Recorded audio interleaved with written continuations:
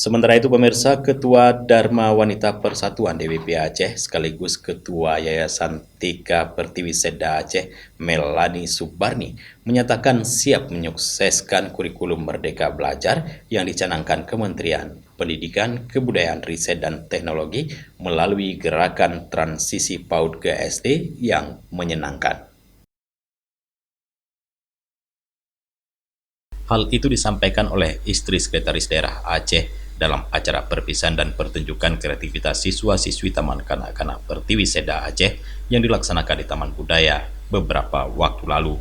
Gerakan ini merupakan komitmen bersama Bunda Pendidikan Anak Usia Dini dan lembaga-lembaga pendidikan anak usia dini se-Indonesia yang dilaksanakan oleh Kemendikbud RI.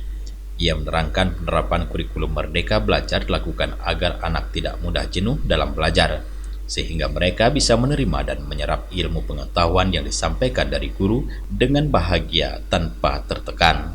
Selain itu, ia juga menerangkan untuk mewujudkan proses transisi PAUD ke sekolah dasar yang menyenangkan ini, setiap lembaga atau satuan pendidikan perlu dilakukan 3 hal, yakni pertama, lembaga atau satuan pendidikan harus menghilangkan tes plastik atau baca tulis dan menghitung dari proses penerimaan peserta didik baru pada pendidikan dasar. Kedua, menerapkan masa perkenalan bagi peserta didik baru selama 2 minggu pertama. Di sini orang tua akan ikut mendampingi anak-anak pada 2 minggu pertama saat merasakan perkenalan. Ketiga, menerapkan pembelajaran yang membangun 6 kemampuan pondasi anak yang dibangun secara berlanjut dari PAUD hingga kelas 2 pada pendidikan dasar.